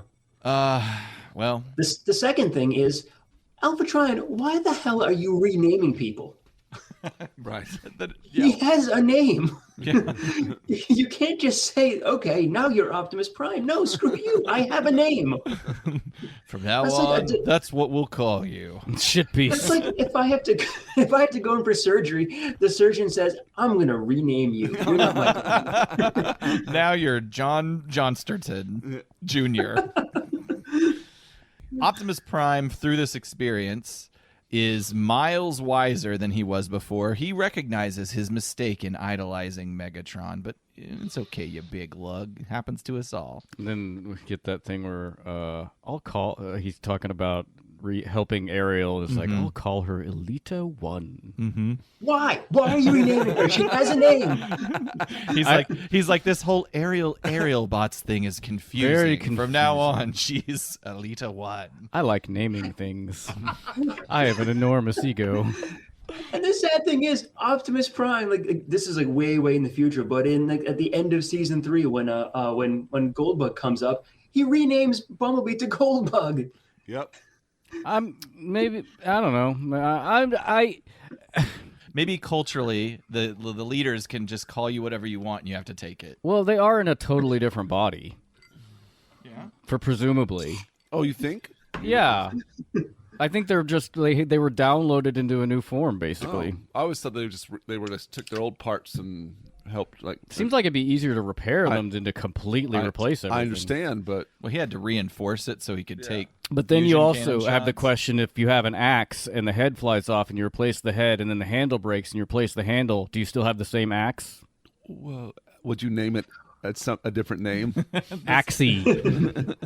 There was a Patrick on the Empire of Rust made a similar point with the ship of Theseus. Was it like the pieces of Yes. the ship have all been completely replaced? Is it the same ship anymore? Yeah. Well, we're all different cells than we were decades That's ago. a famous. This is a famous like Thought mind experiments game. are Yes. fun. Not really. They're stupid, but I maintain that philosophy shouldn't exist. Ryan, have you got a cat in that box over there? What? Oh, that's a quantum physics joke. Elsewhere in the city, the battle rages on. Guardian robots versus clone warriors. Optimus Prime appears on the scene. We have our first showdown between he and Megatron. He easily absorbs fire from the fusion cannon and then just shreds the front lines of warrior drones. I don't know if Megatron has shot him yet. Maybe he did. But like when they have that face off and Megatron's blast glance off of him, I never noticed. So it hasn't happened yet. I never noticed it before, but it's almost shot for shot the way that Rodimus and Galvatron square off in the movie. Huh. We'll see it in just a second here. Interesting. Boink, boink. That's it. Optimus is one hell of a murderer in this episode. Yeah. Yeah. In fact, this whole scene where he's just taking out... This reminds me of the movie as well, whenever he shot up some Coneheads and Insecticons, and maybe Soundwave took it in the face too. So the Aerialbots, they spy a convoy of transport drones that are coming to pirate this fuel. The Aerialbots vow to stop them, for if Megatron gets that fuel, he's going to win the war. War. Oh my God. War. No. Back to the present. Wheeljack has fixed the chrono trigger. Let's get those Aerialbots back. Oh shit. Megatron attacks. His headless guardian warrior busts through the wall. Prime commands Ratchet and Ironhide to distract this tubby torso and hopes they can hold out till the Aerialbots return. In 2 minutes. Did you call it the chrono trigger? He did. He did. Okay. Got it. I would like to play that game. I can't. It's very expensive to buy a cart of it. I guess I could get like a, digital version, but I don't want to.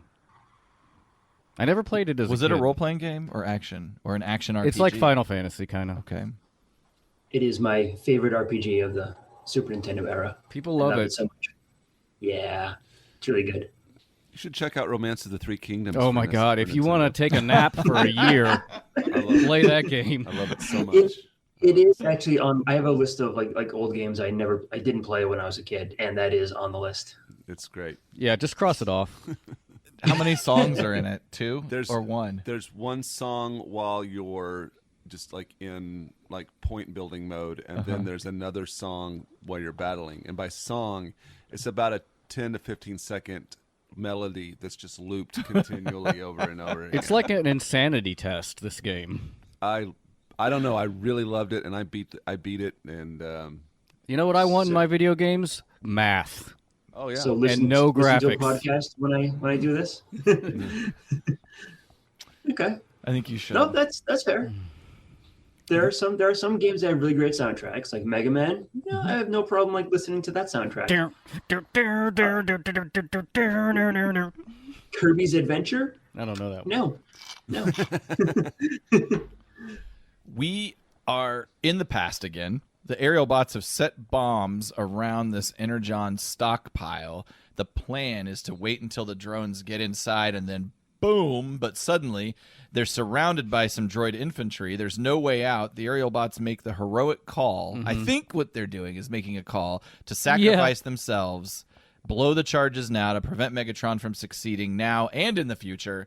Slingshot aims, fires at the charges, and just as the Energon explodes, the Aerialbots are saved by a pink time bubble, taking them back. Yeah, it's very self-sacrifice kind of thing. And they're actually not terrible characters in this one. Maybe I just was tainted by the last episode, or maybe this episode I just liked it so much that it kind of is the tide that lifts all boats. When you say last episode, do you mean Aerial Assault. Aerial Assault? Is that, and that's the one we haven't recorded yet? That's correct. That's one. But in that one, they're not dicks. No, they're just fucking idiots. Yeah, they're just Right. dumb. Although, are they dicks? I don't think. I think they're like I think normal. Slingshot is always kind of a dick. I think they're normal in Aerial Assault. because I feel like after this episode, that's the total turnaround for them, personality-wise, loyalty-wise. Yeah. I thought this was a really cool Which transition. is weird since this one takes place after the last. Anyway, I know. Yeah. Well, we have the Combaticons as well. That's Right. that's a weird thing that happens. Right. Hey, but let's talk about this episode. Okay. And the transition from the explosion. They're in this.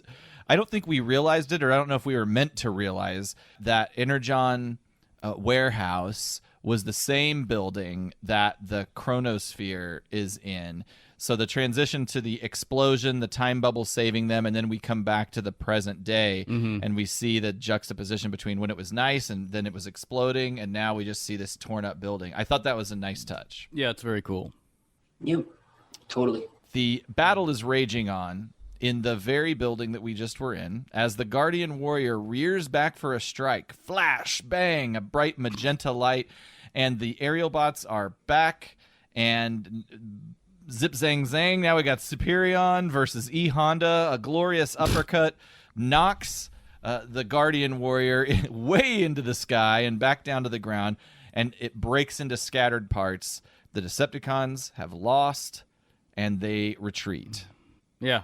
That's what happens. That's it. Not much to Why say did about it.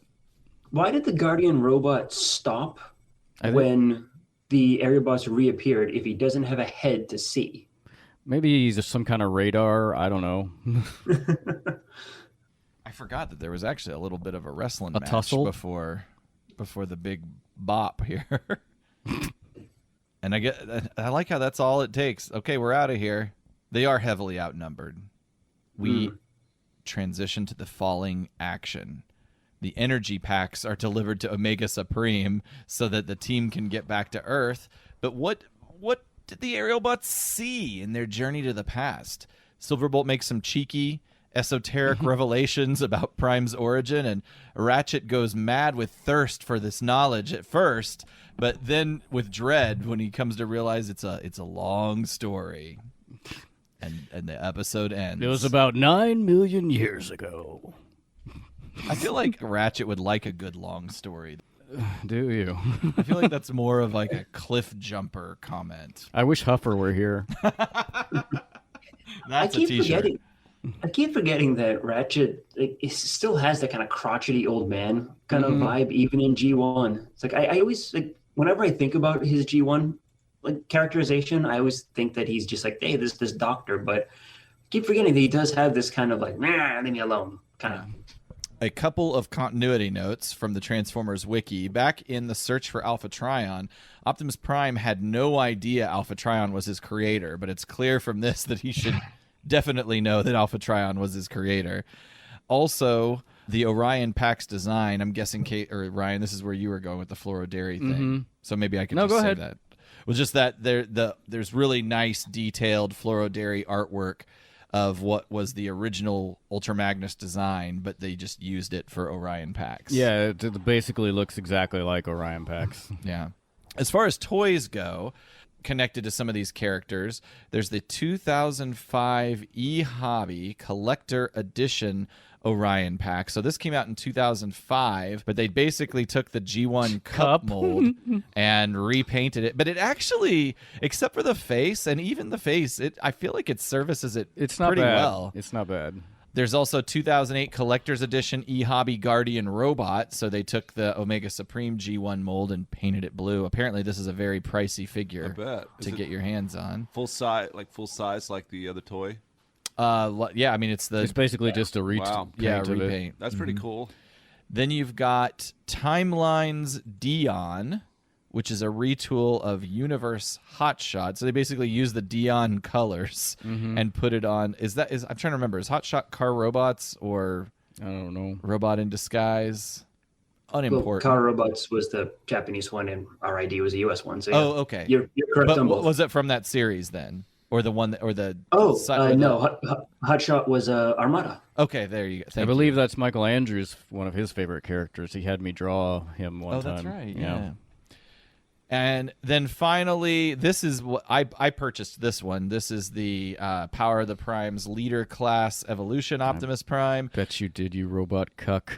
It's actually a pretty cool toy. The whole trailer turns into this body of Optimus Prime. It's fairly well articulated, but then this Orion Pax transforms into it is the truck part, and then it slides into the cab here. That and looks finishes the really Optimus good. Prime.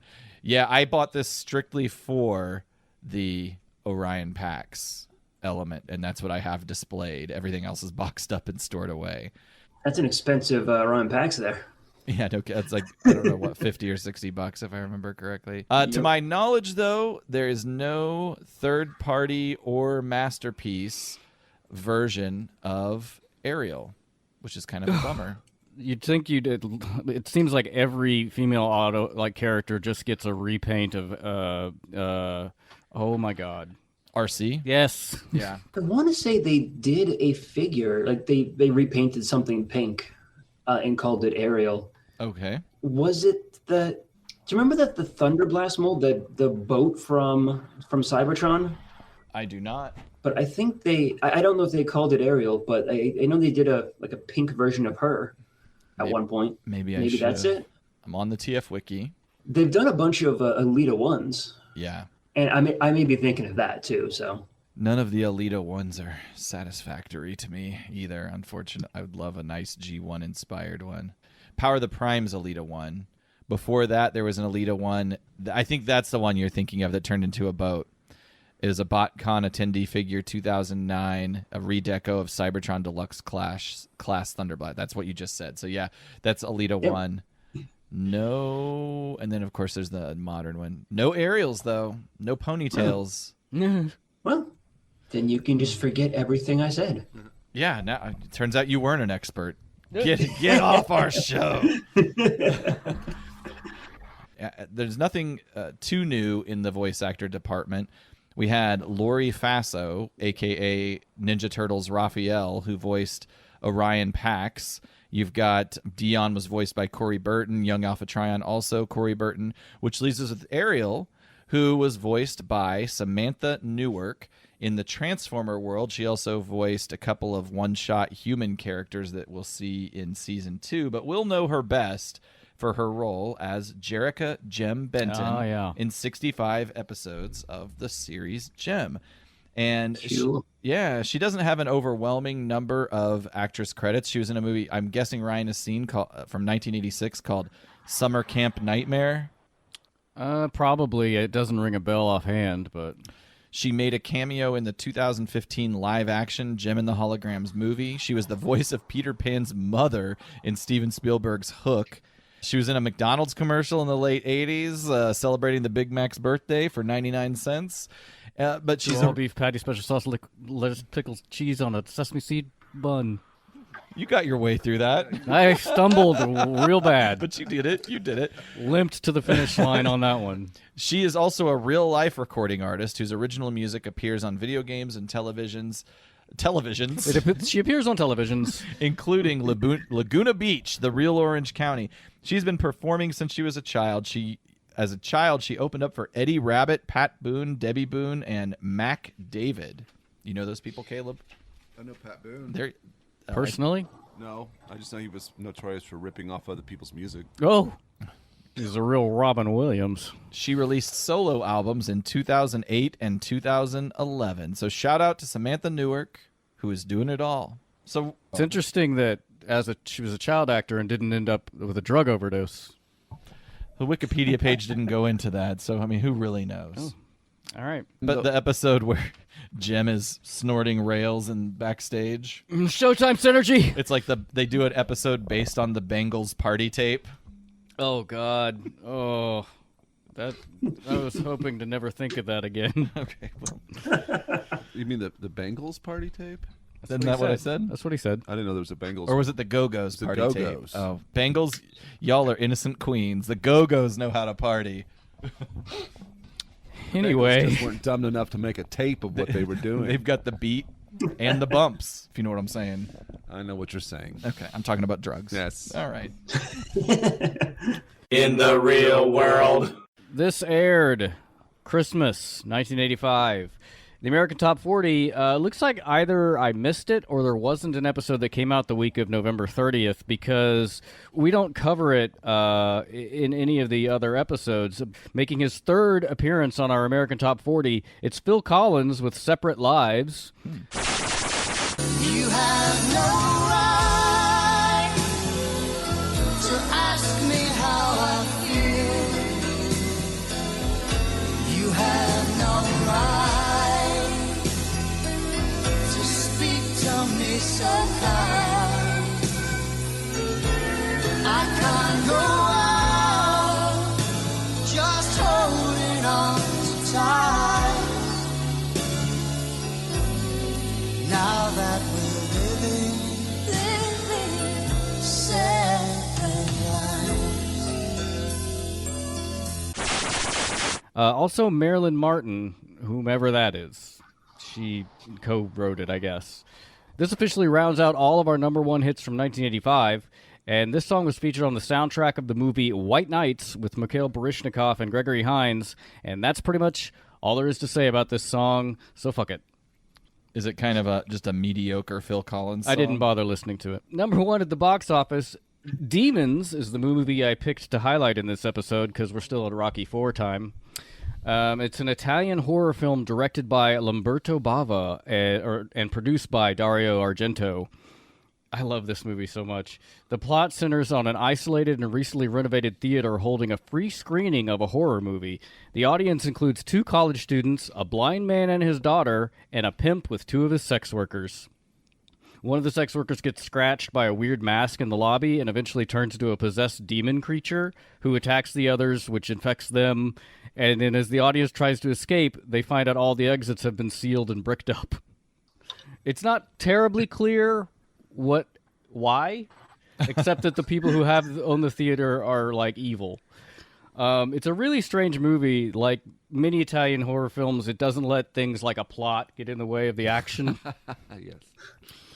So it's a lot of fun. This film was actually 39th highest grossing movie in Italy that year, earning 1.25 million Italian lira, which, to my best of my knowledge, is about $100,000. Yeah. Oh, jeez. Well, Yeah, it's weird.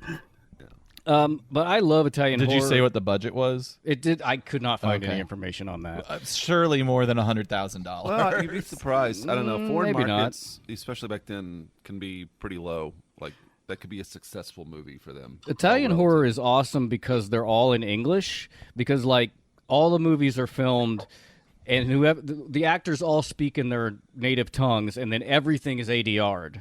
Mm-hmm. So that's what's great is all of them are in English, and yeah, so that's a fun movie. Go watch Demons.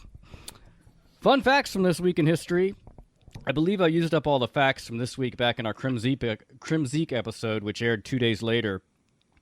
So here's a fun fact about me. Oh, God. Grandma, no.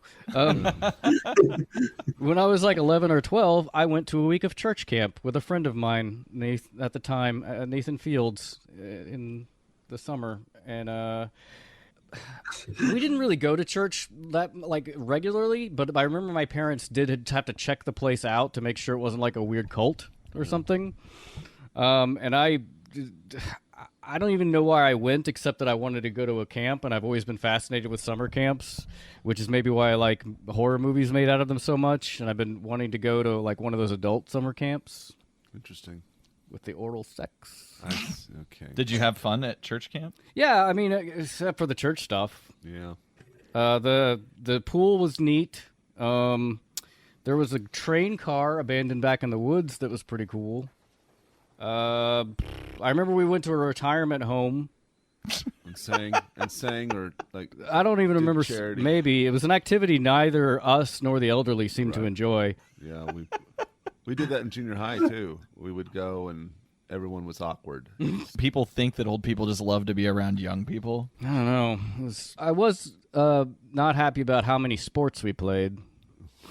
That was unfortunate. At the camp. Yeah. It's a big part of it. Yeah. The only pranks I remember were like someone peeing in a hair conditioner bottle, which is much grosser to me now than it seemed at the time. And then I'm sure somebody gets hard thinking about it, but Then somebody put a cactus in another kid's bed, and neither prank worked. Yeah. Okay. Isn't one of the benefits of getting old not having to deal with kids? Yeah. Well, unless you have them, like me. Based on the rates of sexually transmitted diseases in retirement communities, I feel like all old people want to do is get off and get on with their life. It was one of those really sad ones where it's not so much a retirement community as a nursing home. It smelled like pee and bleach. Yeah. Where was it? They It have was sex, somewhere too. like, I don't know. The camp was like an hour away. Okay. Cool. What was the denomination of Christianity? Sure, it was Southern Baptist. Jewish? Right. And that's the That's real it. world? That's the real world. Rip Deviations. You got anything? Heyo. In an interview with David Wise, the writer of this script, he said the meeting between Orion Pax and Megatron was much more brutal in the actual script. Megatron blasted off Orion Pax's arm and then used it to decapitate him. I wonder why that never made it to air. I love it. Originally, Ariel was supposed to die. David Wise didn't know anything about Alita 1, and the change was made later by the story editors, which think is it's a good kind of cool. change. Yeah, it is a good change. And like you said, Aaron, the only other note I had was about Floro Dari's design for Ultra Magnus, which looks just like Orion Pax. And that's pretty much all the script deviations. The arm thing is strange. Yeah. It was the 80s. I didn't see why that's too violent. Yeah. Mm. That's it. Well, let's rate this thing. Michael is our guest. We rate the scheme. Go first. What do you think of this episode? Why did you pick this episode? Okay, that's a better question. I can work with that. All right. So I wanted to jump on this episode because I love the lore episodes, like the history episodes that add mythology to Transformers.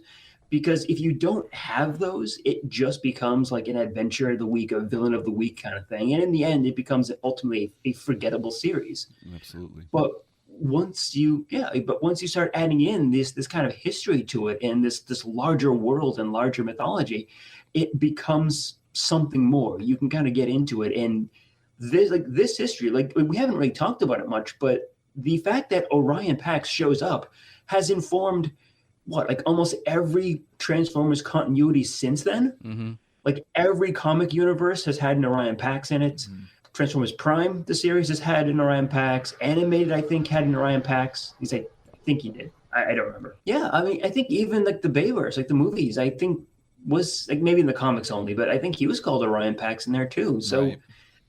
This character has lived on. Just this one episode has informed so much of Transformers mythology. I for feel like so every long. version is different. Like he's a dock worker here, basically. He's a librarian in some. He's a cop in other iterations. But yeah, what I like about this, especially for a kids cartoon. I mean, of course, you'd beg the question: Optimus Prime wasn't always Optimus Prime. Where did he come from? And the fact that he's kind of this humble, everyday Regular guy. worker, Yeah. kind of lets you think that hey, maybe there's an Optimus Prime in all of us. Lets you know that a hero can come from anywhere as long as you have somebody that can rebuild your body from scratch and give you superpowers Rename you. and rename you. Hieronymus Prime.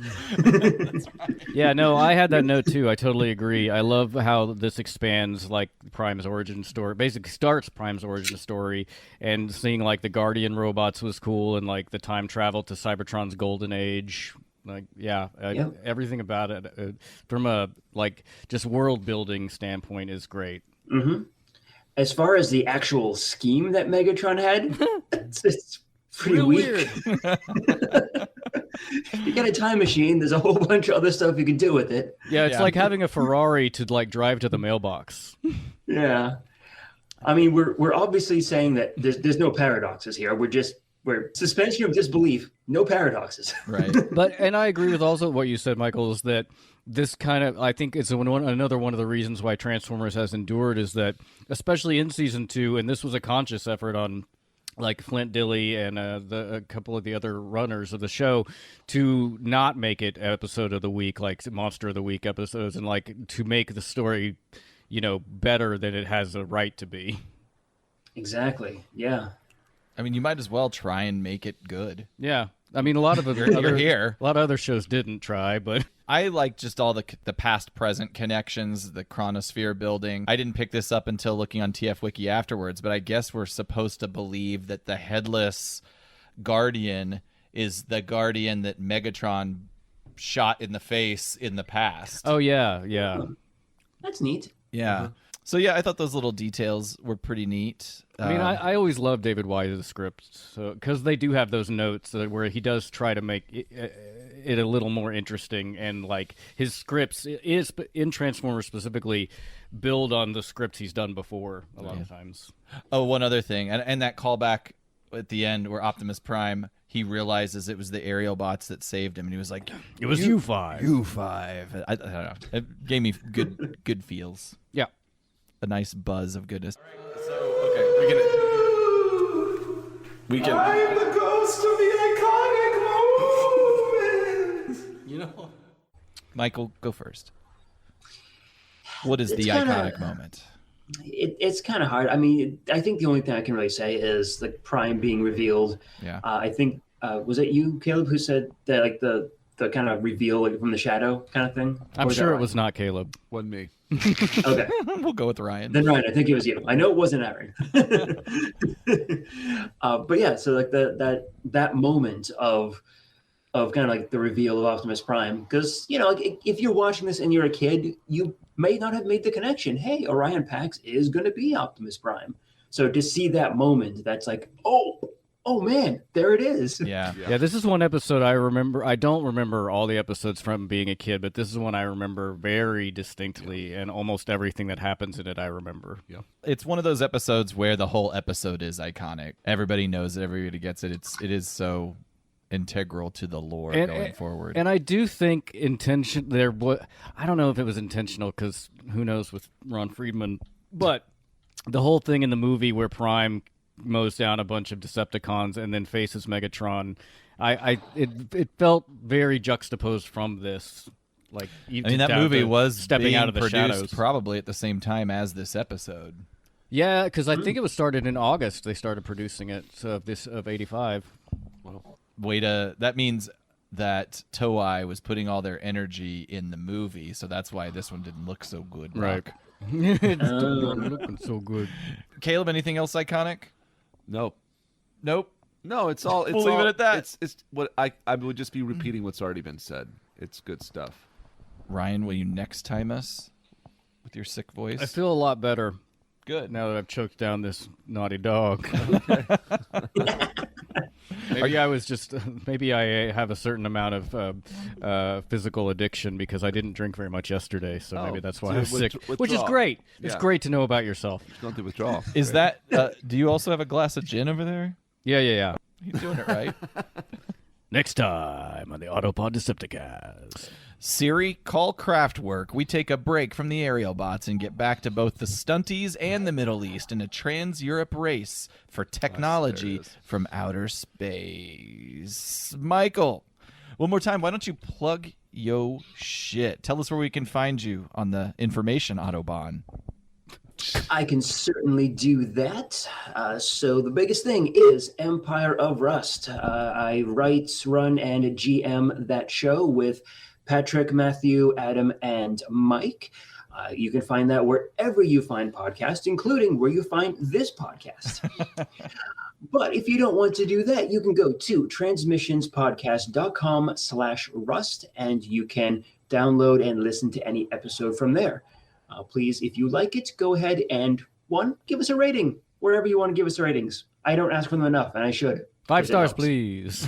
5 stars, please. Yes. I like the idea of a person who's like, forget all these convenient apps and formats. I want to go to a podcasts. website. I want to go to a website, dig like 3 pages deep in, and then listen to it on whatever sort of shitty audio thing they have. Send a self-addressed stamped envelope, and I will mail you a cassette. Make a Columbia House enterprise out of this.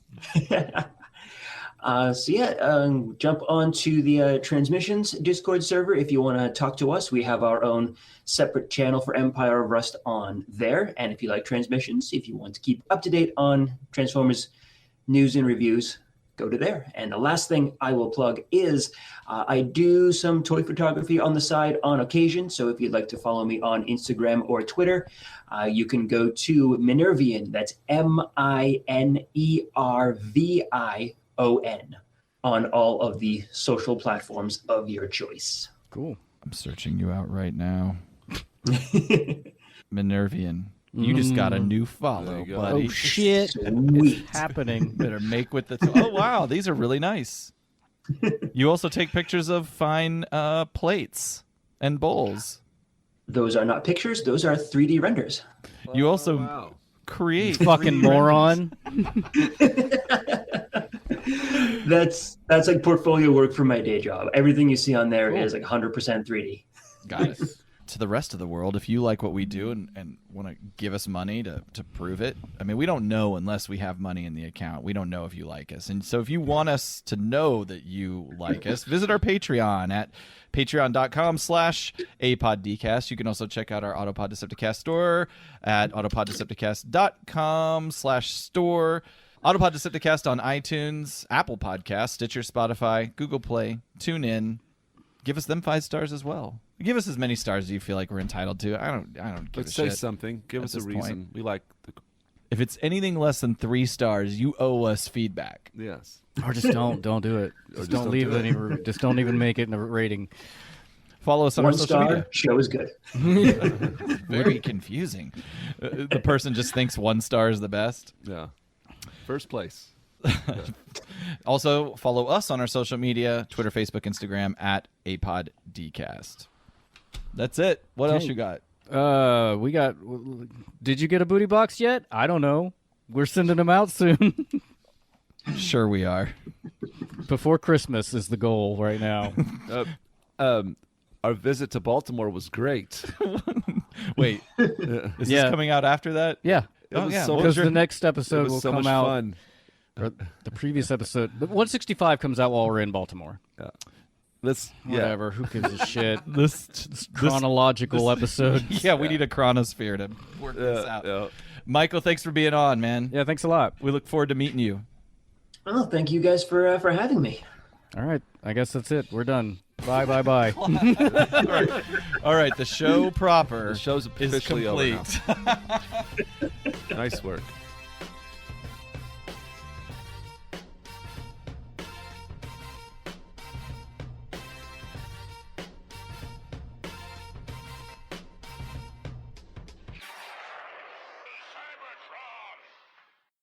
Cells is the sponsor of Autopod Decepticast. Yes, yes, yes, yes, yes, yes, yes, yes.